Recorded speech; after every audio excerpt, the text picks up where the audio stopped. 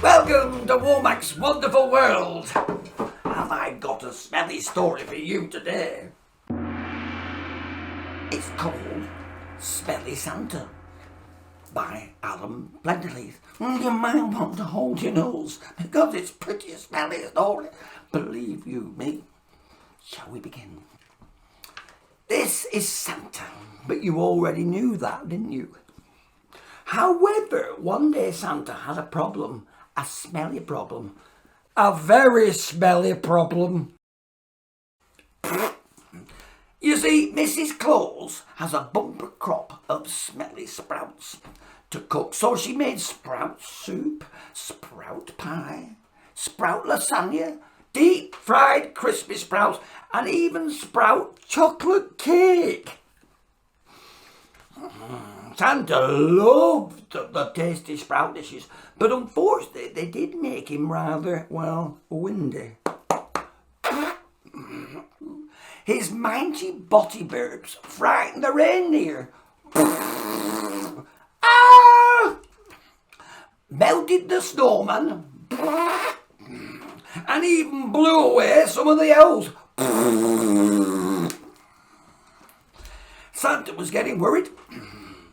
It was Christmas Eve and he was still full of smelly pumps. Toot, squeak, eep. Oh dear, I shouldn't have had that sprout curry last night, he whimpered. Just then, Ellie the elf ran up excitedly. The present sack is packed, the sleigh is shiny, and the reindeer are ready to roll. Santa gulped. He knew it was time to go. Santa climbed into the sleigh and waved goodbye to Mrs. Claus, who had packed him some sprout sandwiches. Safe journey, dear.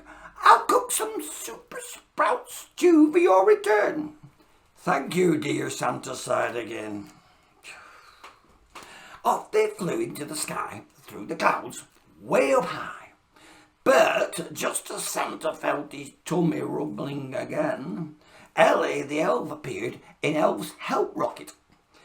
Is everything okay, Santa? You don't look so good. I'm fine. It's just a little tummy trouble is all. But suddenly Santa's bottom made a big noise. Oh, I see what you mean, said Ellie the elf. I think it's stopped now, said Santa, but Santa was wrong. Suddenly Santa let out an almighty boom, and the booming body blast sent the sacks of presents flying off the back of the sleigh. A blown away Christmas. No, no, no, said Santa. The presents tumbled far and wide as Santa looked on in horror. What are we going to do? The children would be so sad. Oh dear, he said worriedly. Don't worry. If anyone can fix Christmas, it's you, Santa, said Ellie. We have to search for every last present and fast. But we don't have much time. The children will be waking up soon. So Santa and Ellie flew as fast as they could down the ground and began searching for the presents. They had fallen absolutely everywhere. There were teddies on treetops, dollies on dumps, and toy cars on real cars. There were play sets on post boxes, roller skates on rooftops, and lollipops on lampposts. Finally, all the presents had been rescued, but Santa looked worried. There's not enough time to deliver all the presents using just reindeer power. What are we going to do? Don't worry, said Ellie the elf. I made a phone call. Suddenly, Mrs. Claus appeared with her super sprout stew. You can eat this and use sprout power.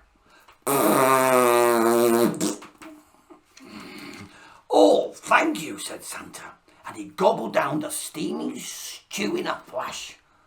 It was quite delicious. Soon Santa was flying all around the world using the power of sprouts.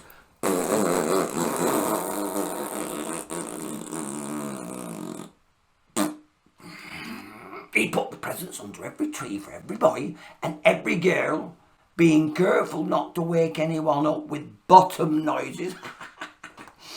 Until finally the present sack was empty. They headed back home.